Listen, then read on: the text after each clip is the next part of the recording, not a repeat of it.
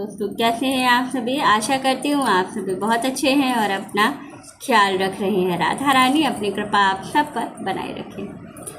दोस्तों आज हम बात करेंगे सावन के आखिरी सोमवार की। सावन का आखिरी सोमवार 4 अगस्त को पड़ रहा है।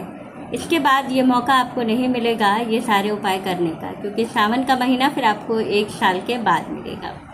ये सारे उपाय जो बताने वाली है गुरुजी पंडित प्रदीप मिश्रा जी ने अपने वीडियो में बताया है। सारे उपाय जो हैं वो शिव महापुराण में वर्णित हैं, तो ये सारे बहुत ही कारगर उपाय हैं। इनको करने से बहुत लाभ होता है। साथ ही जो उपाय बताने वाली हूँ उनमें है अशोक सुंदरी जी का स्थान पे जो उपाय करना है वो बताऊँगी। पत्थर का उपाय बताऊँगी जो कि ये बिल्कुल नया और बहुत ही अचूक उपाय है। चावल का उपाय है, नारियल का उपाय है और नींबू का उपाय है। ये सारे उपाय बहुत ही कारगर हैं और बहुत ही फल देते हैं। ज़रूर इनसे आपको लाभ होता है, तो ज़रूर जानें क्या करना है और कैसे। चलिए वीडियो शुरू कर लेते हैं और सभी चीज़ों को बहुत ही अच्छे से समझ लेते हैं। किन किन बातों का ध्यान रखना है, कैसे करना है और किन नियमों को हमें ज़रूर ध्यान में रखना है। बिल्कुल भी गलती वहाँ पर नहीं करनी है। सबसे महत्वपूर्ण चीज़ है कि सावन का आखिरी सोमवार है 4 अगस्त को। अब हमें भोलेनाथ की सावन के अनुसार पूजा करने का जो मौका है वो 1 साल के बाद मिलेगा। सावन का जो उपाय है वो हम सब सावन में ही करते हैं, बाकी दिनों में तो हम और सारे उपाय अपने करते रहते हैं। तो सावन का जो ये उपाय है ये आपको बता दे रही हूँ, ज़रूर कीजिएगा, बहुत लाभ मिलने वाला है। सबसे पहला उपाय करना है आपको अशोक सुंदरी जी के स्थान पर। क्या करना है? माता अशोक सुंदरी कौन है? तो माता अशोक सुंदरी जो हैं ये शिव जी की सबसे छोटी पुत्री हैं, जो कि शिव जी को बहुत बहुत लाडली हैं और इनकी बात वो एक बार में सुनते हैं। जो भी वो कहती हैं वो तुरंत सुन लेते हैं। तो इसीलिए कहा जाता है कि जब किसी कामना की सिद्धि ना हो रही हो, बहुत ज़्यादा किसी समस्या से परेशान है, कोई भी कामना ऐसी जो नहीं पूरी हो रही है, तो वो कामना आप अशोक सुंदरी जी से कहिए। लेकिन कैसे कहना है, कहना कैसे है, ये भी तो बात है। तो कहना आपको ऐसे है कि आपको एक बेलपत्र लेनी है आखिरी सोमवार के दिन। पहला काम उस पर करना है, खूब अच्छे से उसको साफ़ कर लीजिएगा पत्ते को, कोई दाग धब्बा ना हो, कुछ ना हो और बिल्कुल साफ़ सीधी पत्ती हो, टूटी फूटी नहीं हो। उसके बाद क्या करना है, उस पर खूब अच्छे से शहद लगाना है तीनों पत्ती पर बढ़िया से। लगाने के बाद आपको क्या करना है, जो अष्टगंध चंदन होता है उसकी 3 बिंदियाँ बनानी है, प्रत्येक पत्ती पर एक एक बिंदी, और उसके ऊपर लाल चंदन से एक एक बिंदी बनानी है।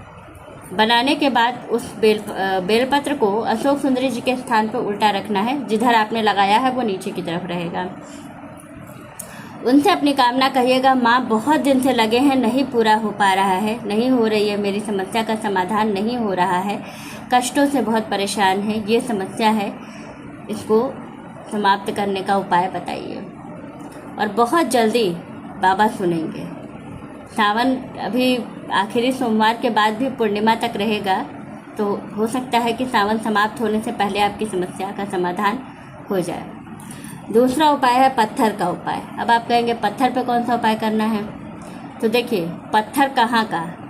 शिवलिंग है वो तो पत्थर में ढला हुआ है, बना हुआ है, वहाँ आपको कुछ नहीं करना है। जहाँ शिवलिंग स्थापित किया हुआ है उसके अगल बगल का जो पत्थर होता है, कहते हैं शिव मंदिर में एक एक कंकड़ पूजनीय है, एक एक कंकड़ जो है वो शंकर है। तो क्या करना है, जो शिवलिंग के किनारे का जो पत्थर है आपका, वहाँ पर आपको बैठ करके पहले तो शिव मंत्रों का जप करना है। साथ ही जहाँ बैठ करके आप जप करिएगा वहीं पर एक रुद्राक्ष की मोती, मात्र एक रुद्राक्ष की मोती, एक बेलपत्र, और क्या करना है, एक छोटी सी प्लेट, या तो आप मिट्टी की बना लीजिएगा ऐसे पार्थिव टाइप से, या तो आप क्या करिएगा कि वो ले लीजिएगा जो मिट्टी का दिया होता है, दिया लीजिएगा, दिए के ऊपर बेलपत्र रखिएगा, बेलपत्र के ऊपर एक रुद्राक्ष की मोती रख करके जहाँ शिवलिंग स्थापित है उसके बगल का जो पत्थर होता है वहीं बैठ जाइएगा।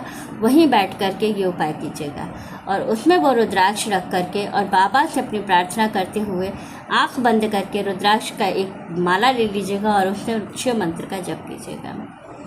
शिव मंत्र का कौन सा जप करना है? ओम सांब सदाशिव, या ओम नहीं लगाना है, नमः शिवाय का जप करना, या श्री शिवाय नमस्तुभ्यम का जप भी आप कर सकते हैं। बहुत लाभ देता है, तुरंत इसका फल आपको दिखाई देता है, क्योंकि रुद्राक्ष शिव जी को बहुत प्रिय है। और जब हम रुद्राक्ष पे जल चढ़ा करके पूजन करते हैं ना, तो बाबा बहुत जल्दी संतुष्ट होते हैं और बहुत जल्दी आपकी कामना की सिद्धि हो जाती है। साथ ही चावल का उपाय। चावल तो ऐसा है कि शिव जी को बहुत प्रिय है। लक्ष्मी प्राप्ति के लिए अगर आपको जो है चावल की आवश्यकता है, जो अगर आपकी लक्ष्मी की प्राप्ति की कामना है, तो उसके लिए आपको चावल बहुत ज़रूरी है चढ़ाना। चावल कहाँ कहाँ चढ़ाना है? सबसे पहले अशोक सुंदरी जी के स्थान पे, फिर गणेश जी के स्थान पे, फिर स्वामी कार्तिकेय जी के स्थान पे, फिर माता पार्वती के स्थान पे, फिर आपको शिव जी पे, सभी पे आपको जो है वो चावल चढ़ाना है। गिनने का कोई मतलब नहीं, कोई एक दाना आपको गिन करके नहीं चढ़ाना। यहाँ पर ये धन प्राप्ति के लिए होता है। चावल चढ़ाते हैं, मन में कामना करते हैं कि बाबा बहुत दिन से धन की समस्या चली आ रही है, ये कार्य अटक गया है पैसे की वजह से, तो ये हमारा समस्या आप दूर कीजिए, बहुत जल्दी हो जाता है। नारियल का उपाय। नारियल का जल बहुत प्रिय है शिव जी को, तो आपको क्या करना है? नारियल लेना है, जलदार नारियल को फोड़ना है, उसका जल लेना है, उससे अभिषेक करना है। यह समस्त मनोकामनाओं के लिए होता है। तो सबसे पहले आपको क्या करना है? जलदार नारियल लेना है, मंदिर में जाना है, फोड़ना है, उसका जल निकालना है, और निकाल करके क्या करना है? सभी जगहों पर अशोक सुंदरी जी, गणेश जी, स्वामी कार्तिकेय जी, माता पार्वती, शिव जी, सभी पर आपको ये पूरा जल चढ़ाना है। ये चढ़ाने से समस्त कामनाएं पूरी होती हैं।